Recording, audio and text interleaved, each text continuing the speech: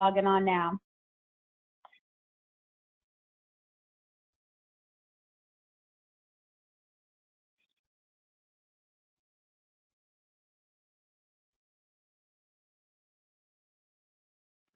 All right, to start, we're just going to review or kind of look at, like I just talked about today, kind of tier 0 and tier 1. And these are the additional support that'll be available. We're working on defining on what tier 1 looks like. So today we're just going to look at kind of the basic baseline support and some other features that may be available. And Eric will be in continued communications with you guys on what that support model is looking at. But we have a lot of information to cover, even with tier 0 and the beginning of tier 1. So tier 0, that's our real main support focus, is to send people to the website. So I just wanted to give this group a quick review so you can know where to send people or know where to look yourself to answer questions. So to start with, if you start to get some curiosity, you can send people to our webinar. So I just did a webinar, actually this afternoon. So if I get sick of my own voice, luckily I only have to talk for half of it. Mostly every Thursday. So we are skipping a Thursday, and I'm going to jump over to the website. Don't let all my tabs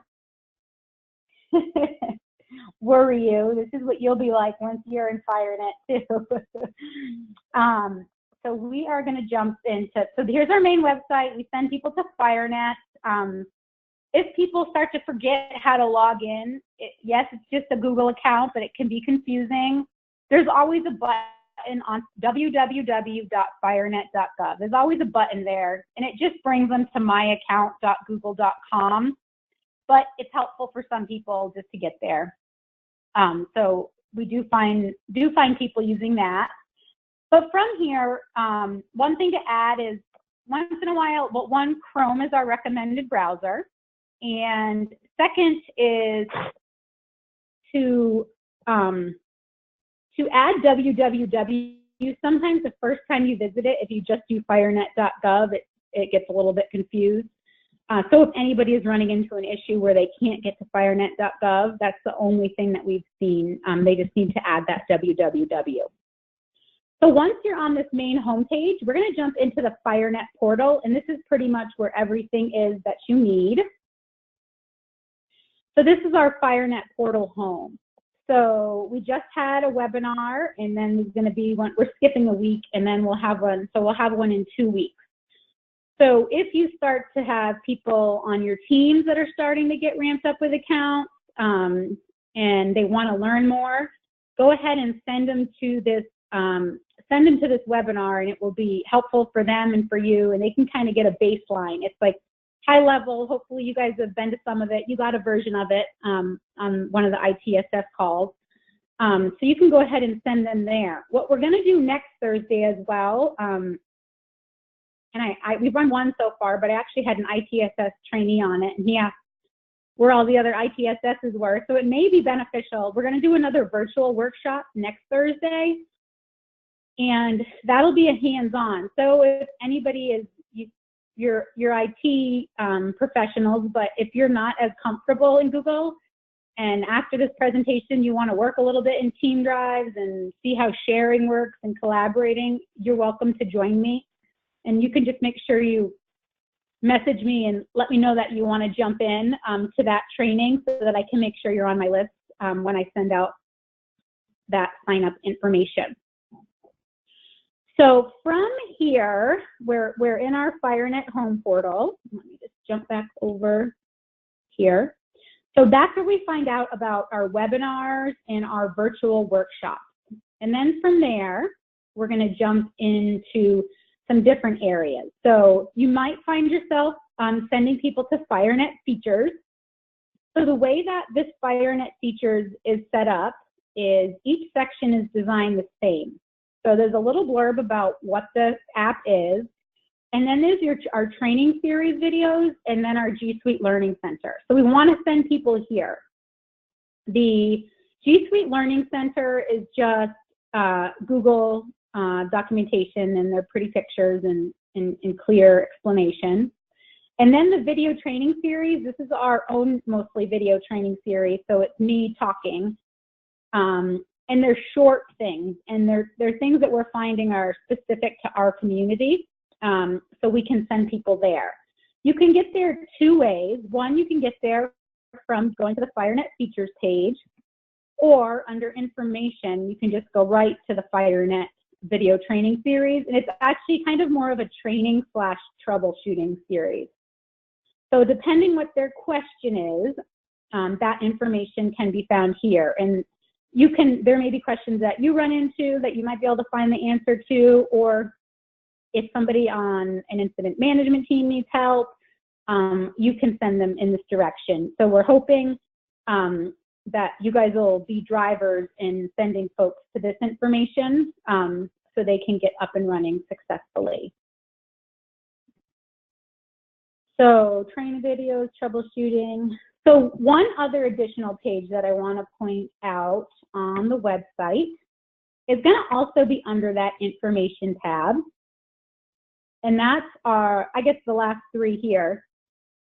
Business process documentation, which we're working on updating.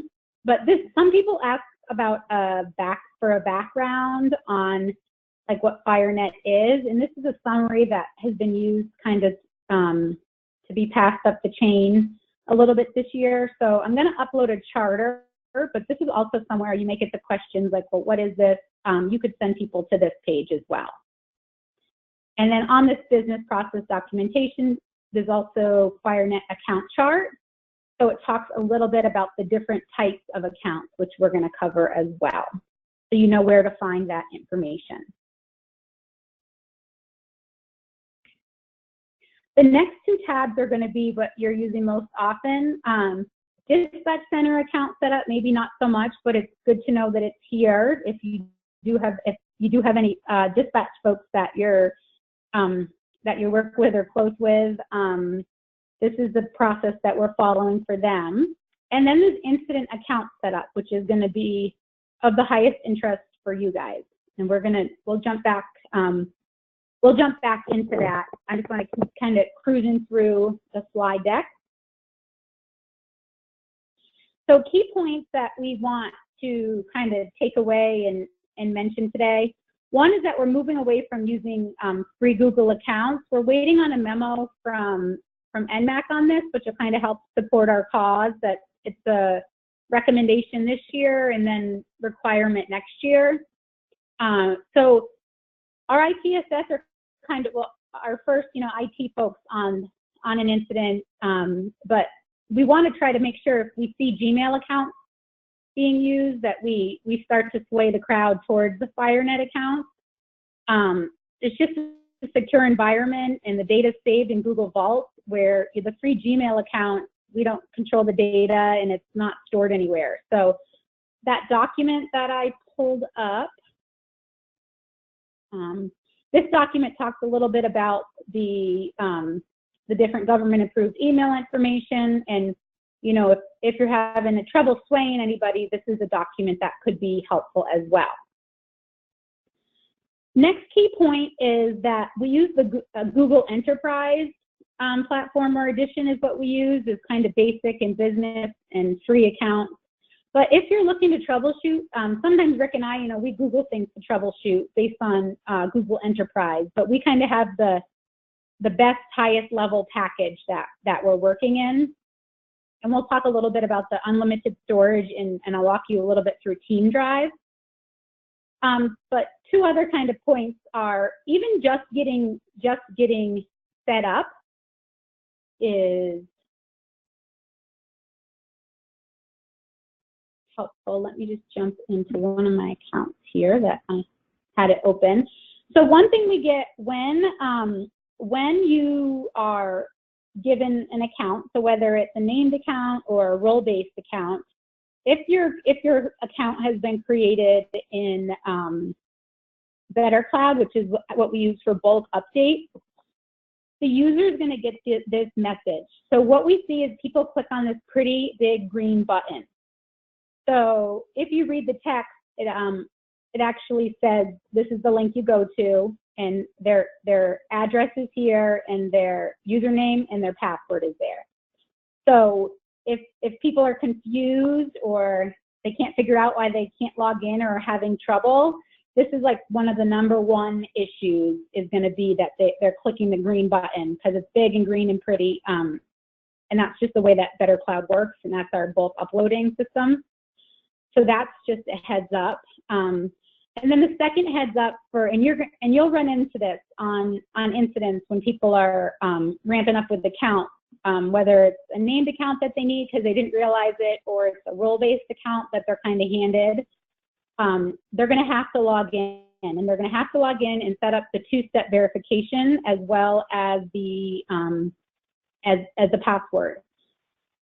So 2-step verification, I want to do login troubleshooting and 2-step verification troubleshooting. So let me come over here and I'm just going to type in Google 2-step verification. And if the welcome email has it, the website has it under troubleshooting, but sometimes this just makes it seem more simple. You can just put in Google 2-step verification, and it's going to be your first hit. And what this does is it brings you to this getting started page. And if I was logged into my FireNet account, going along, following instructions, what Google does sometimes is it bounces you out of your account. It kind of, I don't necessarily set up kind of a favorite account, but sometimes Google default account, sometimes Google decides it's my default account depending how much I've been using it.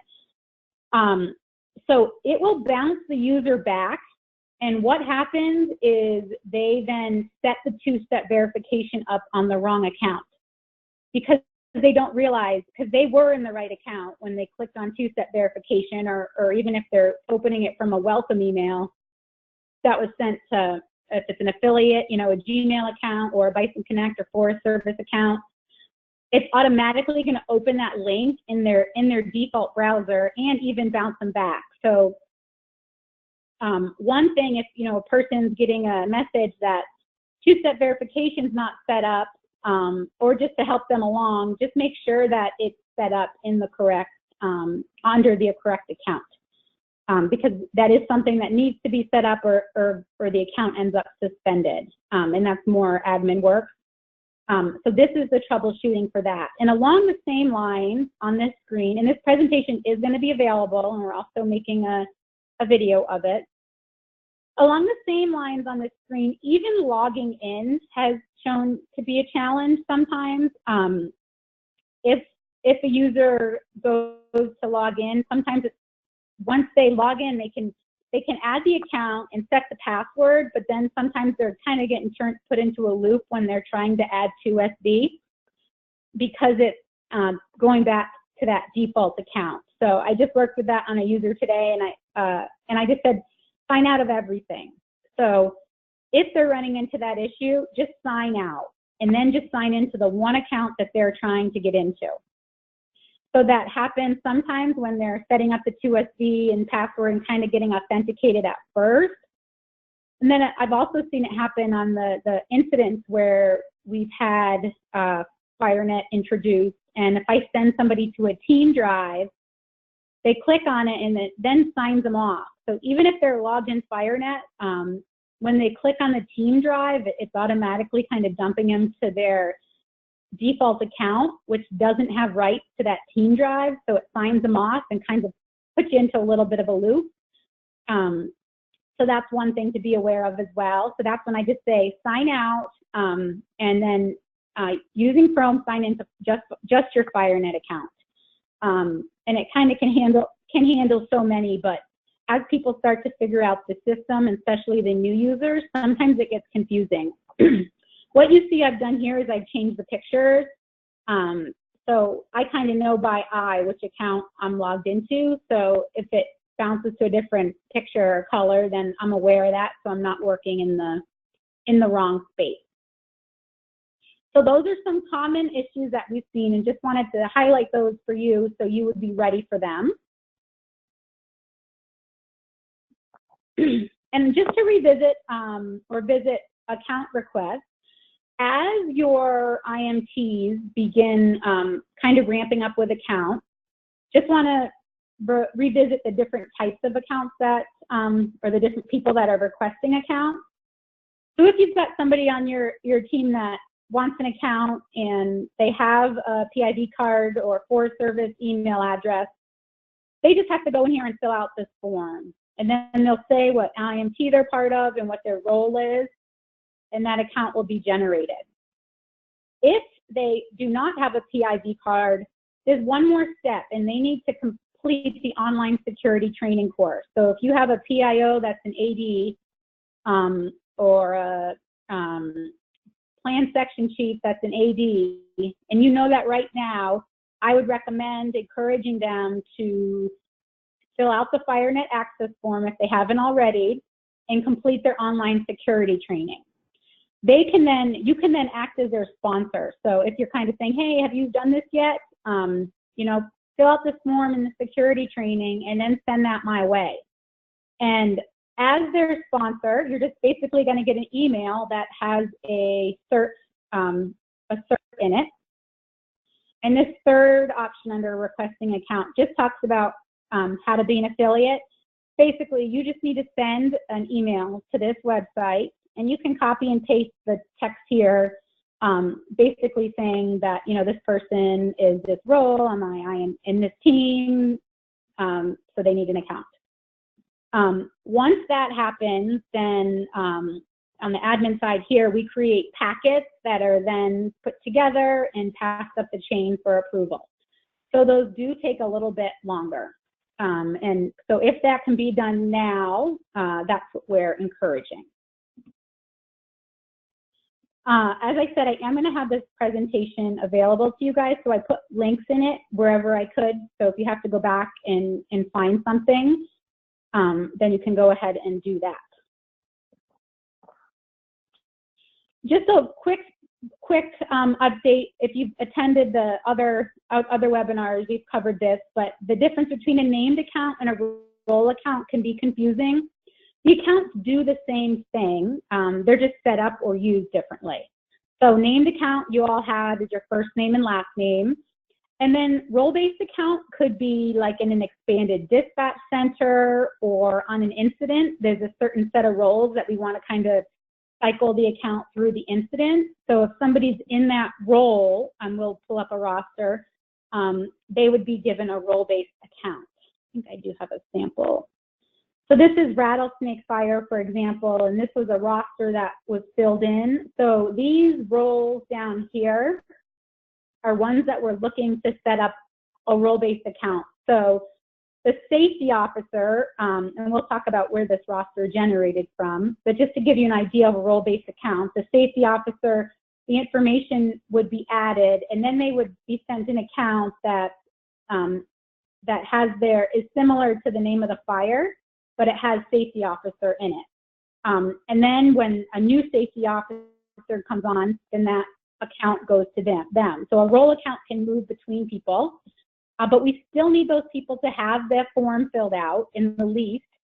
And if they're an AD or anything that's gonna be, that wears any of these hats, we want them to fill out the security cert now, so then it can be easier to just give these role-based accounts to them. We do have an emergency account, kind of, we can try to get a quicker turnaround, and then that user would be expected to fill out the required training when they're off the incident, but we're really encouraging that to be done up front. So that's a little bit of a visual of a role-based account. And then our contributor account, these are our Bison Connect friends that can work with us. Let me just see it.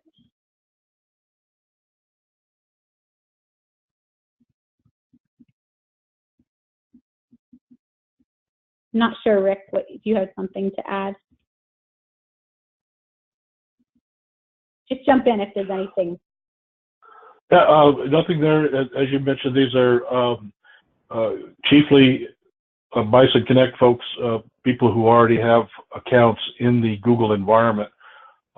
just based on the fact that this is the messaging environment for DOI. It's, as you might expect, mostly BLM, but also some Fish and Wildlife, BIA, excuse me, and Park Service as well. So, as Tara mentioned, for the most part, a lot of collaboration activity can be done with these folks directly, because resources created in the FireNet environment can be shared with folks out there that have those DOI accounts. So, and then what there are. I'm sorry. Go ahead. That's okay. What I just brought you to is a contributor account page. So this page can be, I linked to it, but you can also find it under information. And this is a great place to send people, one, for you to give you a little bit of a background on a contributor account and how it works, and also if people are confused about it. So I'm going to jump into Team Drive and show you a little bit about it, because you may be end up filling the role of creating a folder that helps these guys function easier. So if I'm going to go into a Team Drive, and I'm going to go to this testing Team Drive here. So on an incident, and let me just jump back one step, and just so I follow my incident sheet, and this will be a good way to revisit. We'll visit Team Drive and contributor account in the same spot. So we'll start at the beginning. You get on an incident, they don't have a Gmail account. You're like, oh no, I'm going to go to that incident FireNet setup information page, and you can mention to your PIOs, your plans chief, hey, we don't have a Gmail account. I'm going to go ahead, FireNet account. I'm going to go ahead and request that. So you would fill out this incident account FireNet request form. When you do that, a FireNet account will be generated and assigned. This will be the main kind of communication, and that actual account will be assigned to the PIO. At the same time, a Team Drive is going to be created, and that Team Drive is going to be assigned to the ITSS, plan section chief, and the PIO will have access. So from there, the ITSS and the plan section chief can include the can begin to add people. So this is kind of where we jump into that that Team Drive. Let me actually I'll go to, these Team Drives aren't actually complete, but I'll go to an incident Team Drive so you can see what that looks like. So when this Team Drive is created, we're going to kind of have a default roster that's going to go in there. And that's the one that I showed you an example of. But if I see if I get a roster and it has a NPS person, for example, so this GIS guy, this was a roster that I was given. We can actually just add him to the Team Drive because he has one of these contributor accounts. So he can work in Bison Connect. So when you add him, you just add his Bison Connect account, and he can come in there and work with you without a FireNet account. So what he can't do real easily is create a file. So he can come in and collaborate on documents or read documents that are already created. But in order to create a file, what we're doing is we're requesting, it may be done by default. We hope for it to be done by scripting, but if you end up on an incident and there's not a contributor blank template to use folder, just go ahead and make one. So what this does is, my video under contributor accounts walks through it. It just put a bunch of blank documents in here, a bunch of blank spreadsheets, and if that contributor needs to create a document, that's how they can do it. Because as a contributor, they can't just come to new document because it's grayed out. Bison Connect has security set on there so that you can't share information out.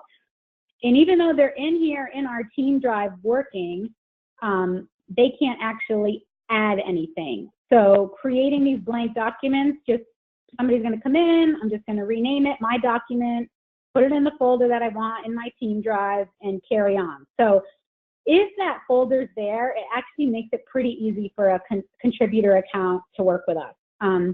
So that we would need a little help from our ITSS crew if you do end up in a situation either with a team working together or an incident working together where there's not a folder full of blank documents. It takes like 30 seconds just to copy them all and then let any contributors know that that's where they can find them.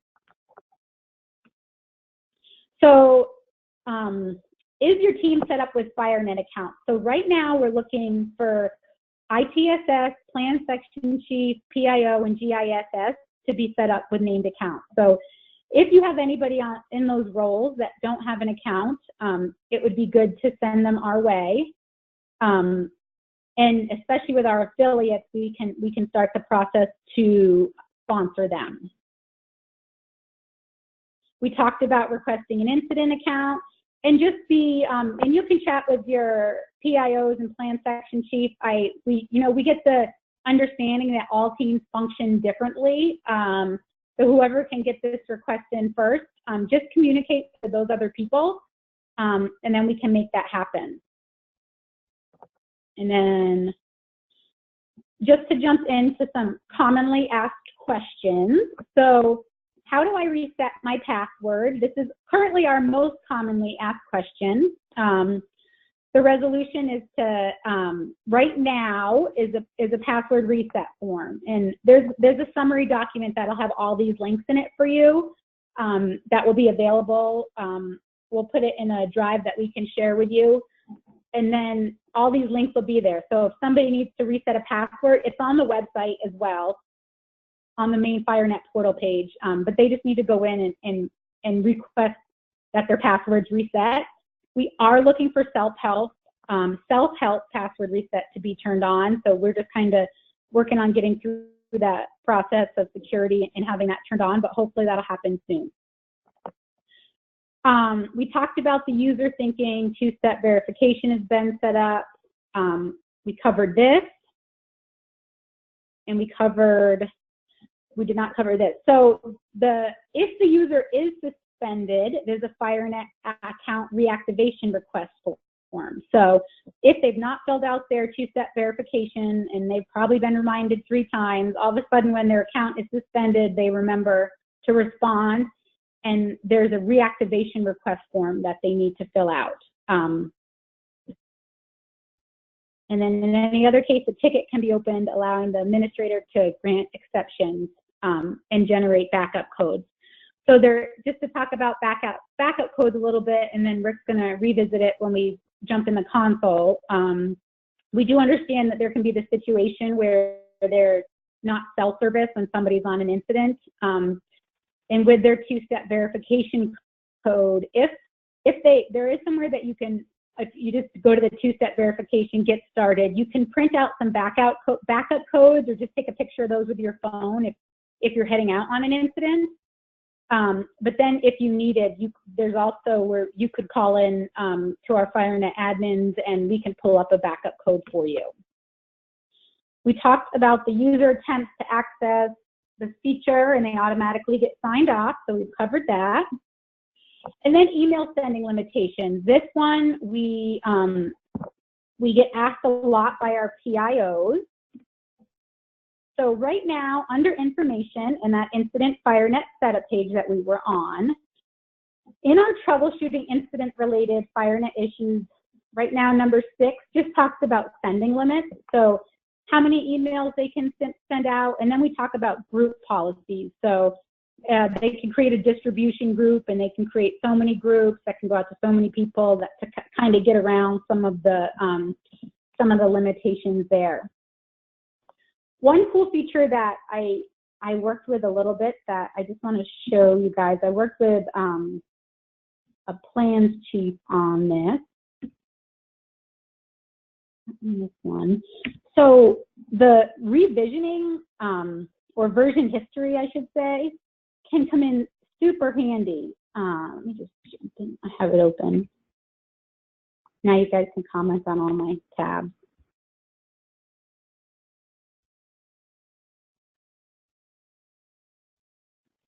So here, so this is an example of, so here's an IAT, for example, that we were working with a little bit in this test.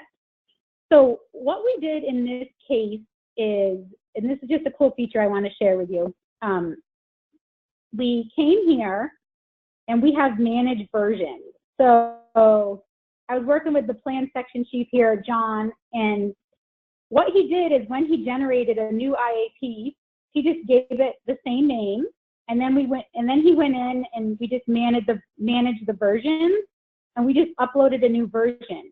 So technically, with that link that he has shared with everybody, I could just go to that link every morning and it would be it would be refreshed and have the new information on it. So you wouldn't have to send out a new link.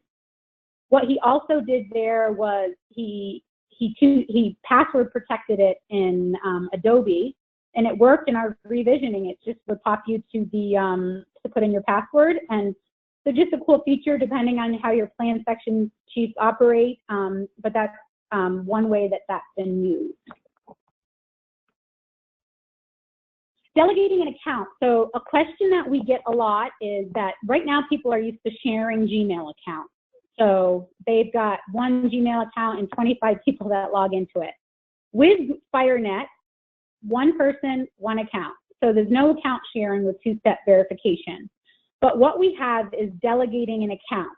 So you can delegate an account to up to 25 people.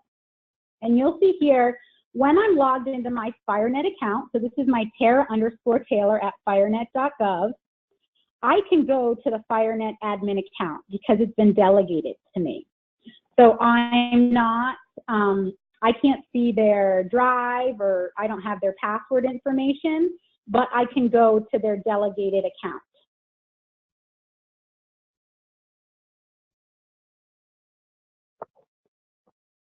There is a video under, and you'll probably get this question a lot for how to delegate an account.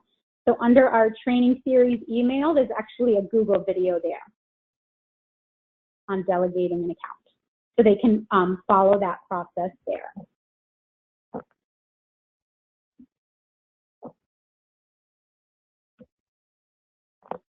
All right, so I think I've covered most everything. I'm gonna finish up and hand it over to Rick so we can try to have some time for questions at the end. Rick's gonna cover the ticketing system. So all of our ITSSs will have access to the ticketing system. And then he's also gonna do a console preview. So we're currently working on who will have access to the console, but we're gonna give you an idea kind of what's back there and some of the things that we can do. And let me share back to you, Rick.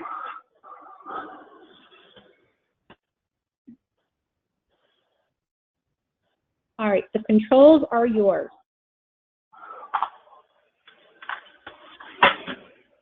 Okay, thank you. I'm not sure what, are you looking at both my screens or just the one with my baby on it? Your nice motorcycle baby. Okay, thank you, thank you. Well, welcome, folks. Glad you're out there and following us on this presentation. You'll have to excuse any spontaneous sniffles, coughs, or cat screeching, as I am working from home and I got a bit of a summer cold. So hopefully we'll make it all the way through without losing my voice. One of the things that Tara had already mentioned that I really want to point out a little bit through this demonstration is in regards to some of those problems that can be seen because folks have more than one or two or even more Google accounts at the same time. So this will especially be true if you might be working with somebody at DOI, again, since that's the default system over here. Every image over here at DOI, no matter what bureau, has a link on it for Bison Connect. What that really is just a shortcut with to Chrome with some command line options. So what this does automatically is invoke the single sign-on process. So it takes people directly to the Bison Connect system over here. So best thing in starting clean is simply to find the Chrome browser. This is, again, assuming that you're using Chrome. I know not all Forest Service systems have Chrome, but so you would open Chrome. It'll bring up a relatively clean slate here. And through one of many different options, you can do something like mail. And you don't want to go to DOI.gov, just Google.gov, or .com, I'm sorry. Or even just go to this Gmail option right up here, which will bring you up with a dialog that may be similar to this. These are accounts that have logged into the browser before, so they're saved, they're cached. So here in this case, I'll go ahead and sign in to my normal FireNet account. Some of you are probably already aware of this process.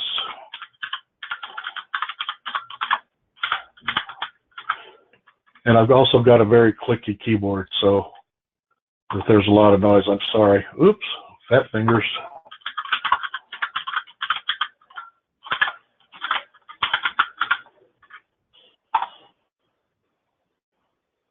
And of course, the one-time passcode for two-step verification.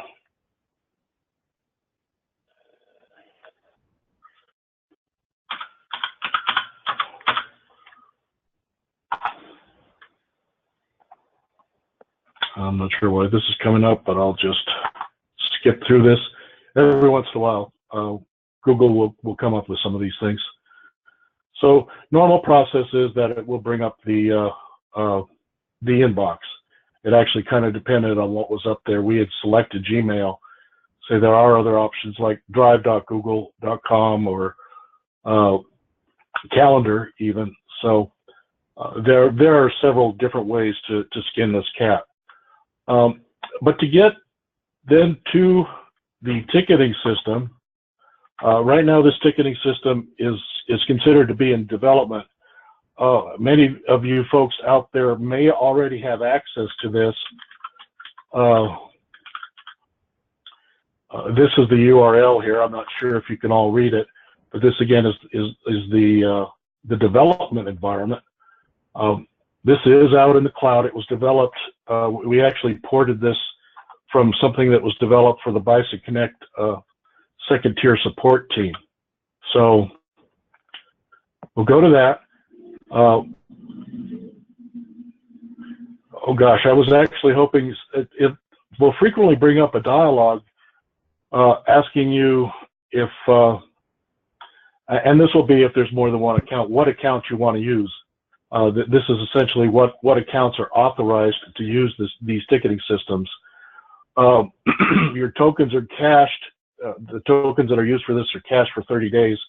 So you do actually have to go through a refresh on this at least every 30 days. But this is the basic console here for the ticketing system. Now, unfortunately, I'm going in here with an admin account. The look and feel won't be much different for those who are ticket submitters.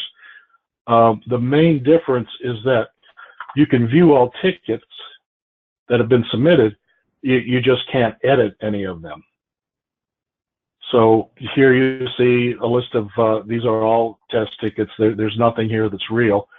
And honestly, after this presentation, as many of you could go out here and exercise this under a full load, will help us, because just want to make sure there's no problems before porting this over into the production environment.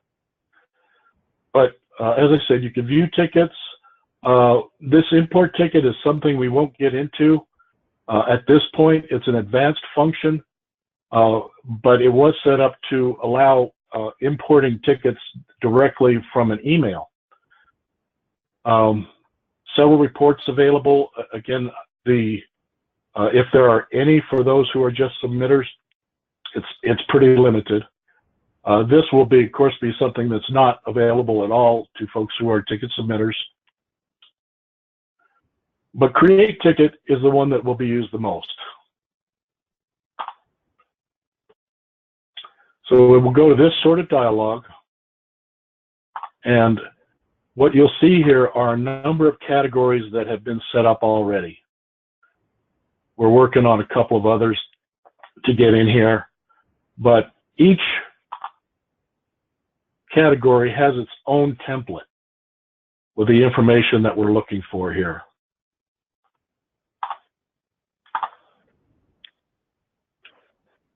We'll run through a few more here, folks. Many of them are basic, just the email, phone, and some notes, maybe some other ancillary information that could help us in troubleshooting. So,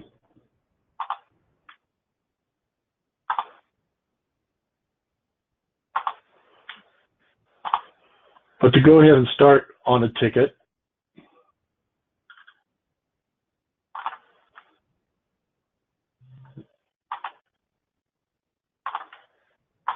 you go ahead and say something like Tara has reached out.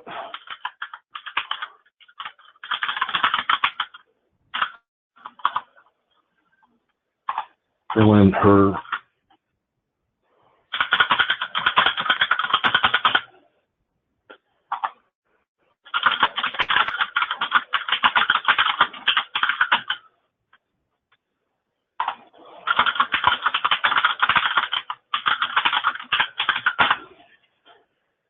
yeah, we'll just start with that. And we'll go ahead and submit the ticket. Now, what happens behind the scenes here is that there is a notification matrix that's set up, and we haven't quite got this quite as involved as it is over here at DOI, but the matrix is basically just set up to send out a notification to those folks that are in line to respond to these tickets.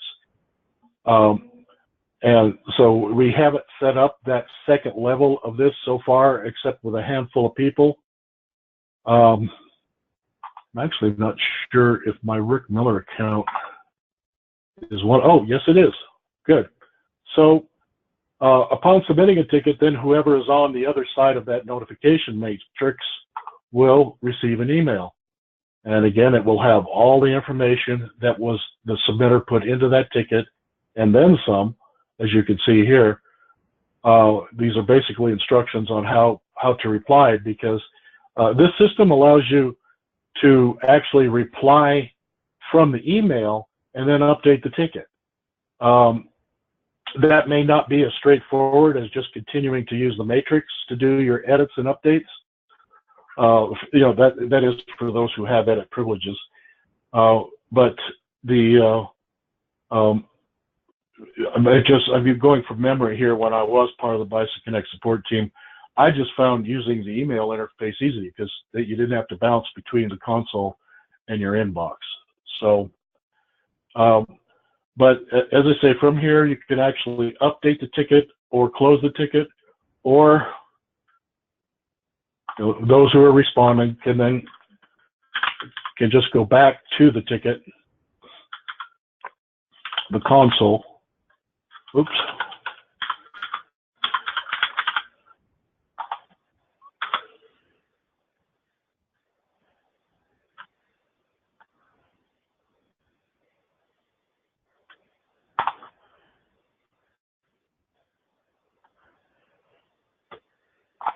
And edit the ticket from there.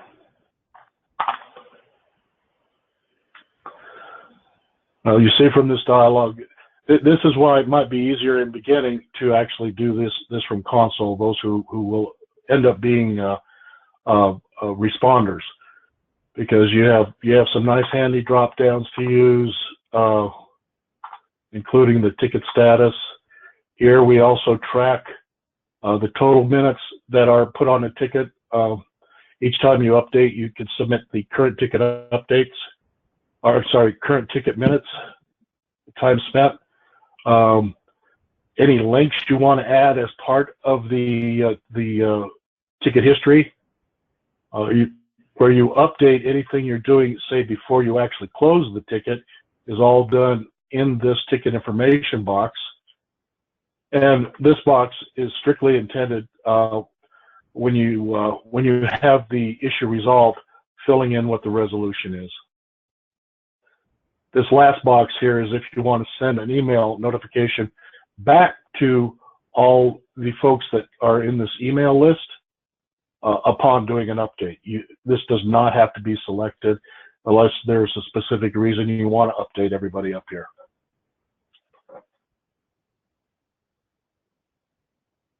Hey, Rick, just a little time check. We've got about 15 minutes left, so I wasn't sure if you want to jump into the console. Yeah, actually, this is about all I wanted to put out there. This really is just a basic overview. And as I mentioned, for those of you out there who would like to take this out for a test run, we'll have the link for this environment out there. And please really exercise the heck out of it.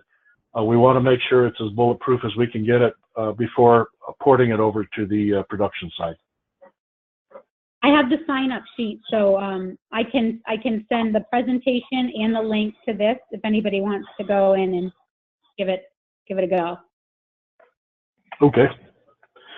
So now in regards to what's the admin console, some people refer to an old name called cPanel. That's what it was back when DOI, excuse me, DOI first went into this messaging environment.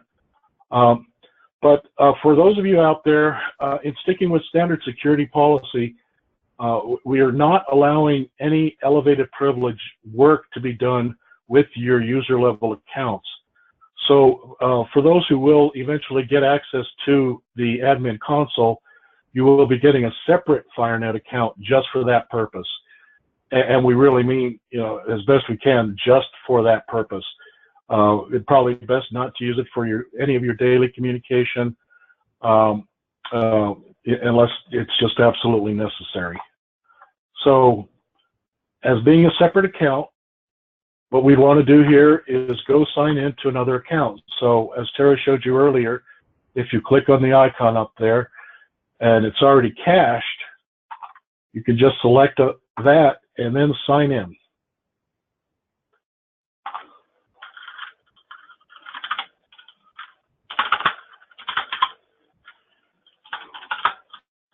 Oops, pushing too many buttons.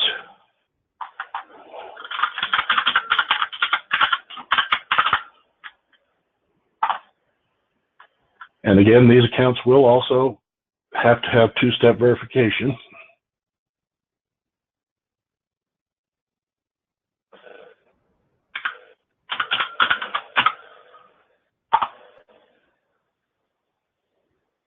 Now, depending on wherever you were when you branched in to do this login, that's the service it'll come to. So since I was in email for the Rick Miller account, it went to, it went to email for this. So to get to the admin console, you launch just like any of the other items in G Suite from this launcher. And this is the icon called admin. What you'll see here is the dashboard view at the first tier. That's this first level of support that we're looking at. It's for the most part read-only access to user profiles, group configuration. You also have access to the full suite of reports that are in G Suite, and to configure one of the apps, and that's calendar. So we'll start with the user profile. You click on that. This will bring up the user console. This is a view showing the various organizational units that we have set up out here. To dig a little deeper on these are basically used to granularly apply various security and technical controls, make sure what services are available to certain people. And we could just do this down to the organization level. So I will go to find my own user profile here. And this is actually a new view, something that's just started in the last few weeks. They had a little problem with it and just brought it back yesterday, as a matter of fact. But this first screening just gives you, at a glance, a lot of the information available for a user. This top thing is pretty obvious. Additional user information, including the emails and phone numbers that we set up for users. These are in particular, are the ones we kind of use to track users at their normal business accounts. This security is probably the main thing we'll be going through along with reset passwords. So I'll start right away. Two-step verification, for those of you who really have already dug into it, as I demonstrated here earlier, is one of those key things that we are getting a lot of tickets on. So when you click into there, this is the user security management. A lot of items here. This is another place where you can reset a password. Security keys are something we're not dealing with here in FireNet at this point. Here's an option to require password changes. This is something you want to do whenever you change someone's password. Login challenges aren't used. For the record, the sign-in cookies is something that has proven valuable when you're working with a person who seems to have a problem that nothing you've tried works for them. So if you go in here and reset all their sign-in cookies, it takes things back to zero and frequently has fixed some of those very odd problems. Application-specific passwords are not used in FireNet. And this last item, connected applications, these are applications that a user has given permission to. That's why I was kind of hoping to show you that other dialogue. But this FireNet ticketing system is one of those. But into two-step verification, what you have here are, you have the options to turn it off, but this is a matter of last resort. If you turn this off administratively, then the user will have to go back and set everything back to go. So like I said, it is the last recourse. What you can do here are get backup verification codes. So if there's any reason, say that the user they lost their phone or they left it at the last assignment, and they just can't, they have to get into here. This would allow you to provide them with a backup verification code that they can use through that process. These are actually just similar to the ones a user could generate on their own when they're going in, when they go into there. So, and you can see these are the ones that I had already generated. 2 of them I've already used. So, and these are truly, if you have not used one of these are truly one-time use. So, if they're all gone, you can also generate a batch of new codes for them. So I've dashed through that. The other main thing that we were talking about is reset password. So you can do it from here. You can do it back at the user main screen because this dialog essentially remains. But this is a very basic dialog. You've got 2 switches on here.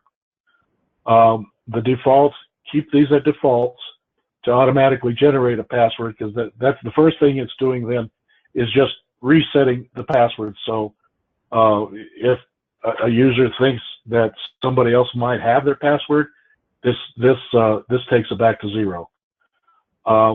And this one asking for a password change at the next sign-in, you will want them to do that to put in their own permanent password. So I just reset my password. And then the next thing you do here is email that password to the person.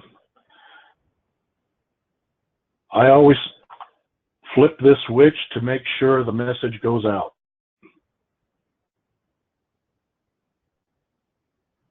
And then send. So that's the user profile at a glance.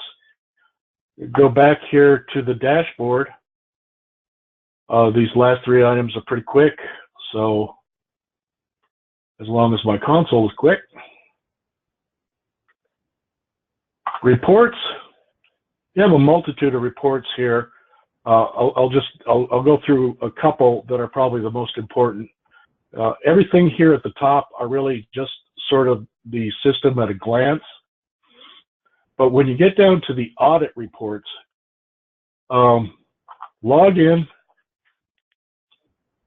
will tell you this is everybody, but if you want to filter it to a particular user, you can do that.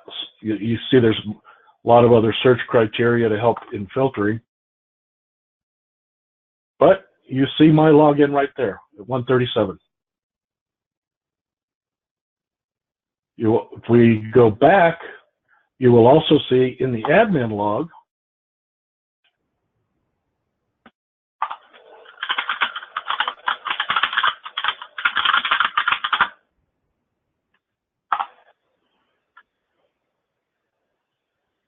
where the password was just changed. So this is, again, a real helpful tool if someone is calling in and say, you know,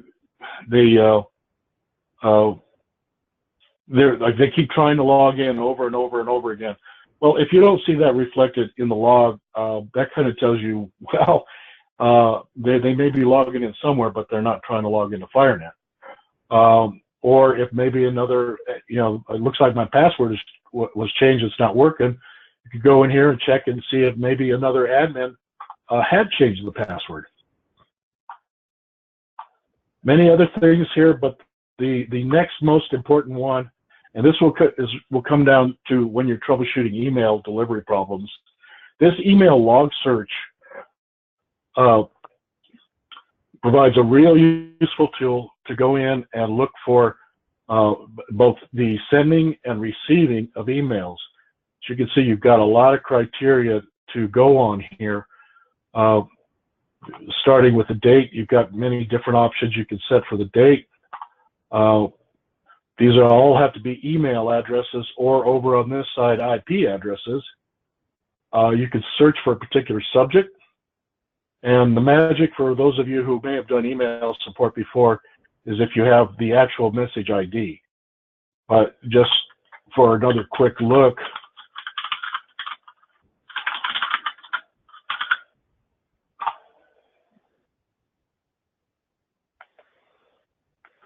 this shows that 28 or 25 of the 28 messages that have been sent to me since yesterday. You can really drill down into these to get a lot of information, including the message ID and the details on delivery. Shows every step in that delivery process, and the magic button down here at the bottom is that it was actually delivered to a Gmail inbox. So this will even show if it was delivered, if it was sent to their spam, if maybe there was a filter or a compliance rule that picked up the message. Yeah, when it comes to checking out the actual delivery and receiving of email, this log search is the most useful tool we have.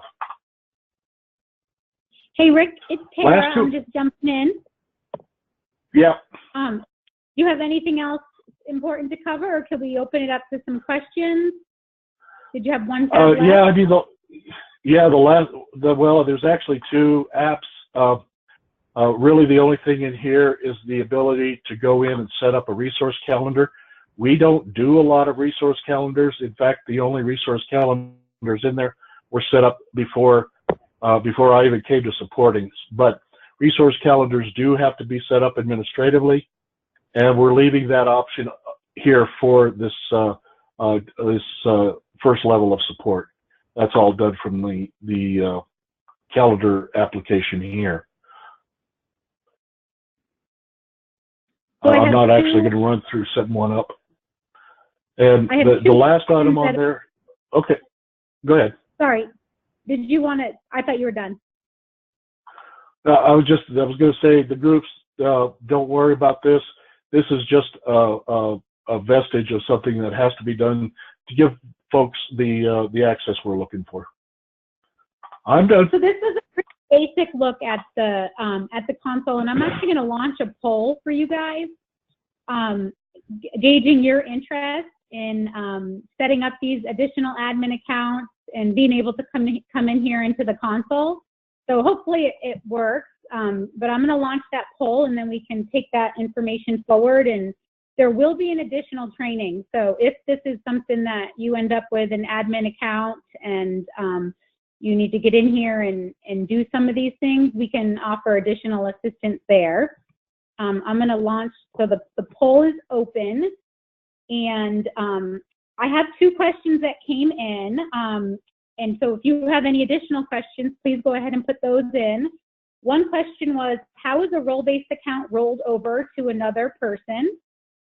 And the answer for that is it'd be part of the transition process. So when you're handing off your duties, you know, you have that main kind of checkout meeting when you meet with the other person in your role. So 2-step verification and password would just need to be handed off and reset at that time, so that when 2-step verification goes out, it's going to the correct person. The next question, which was awesome, was, do you need a FireNet account to view the delegated account? And the answer is yes. So we talk about these contributor accounts, which are very cool and usable in our environment and community. But if an account's going to be delegated, that person needs a FireNet account. So even if you had, say, a trainee or something that you might want to delegate to, or a PIO may have a bunch of PIOs that work under them, those people need FireNet accounts for the inbox to be delegated to them. All right.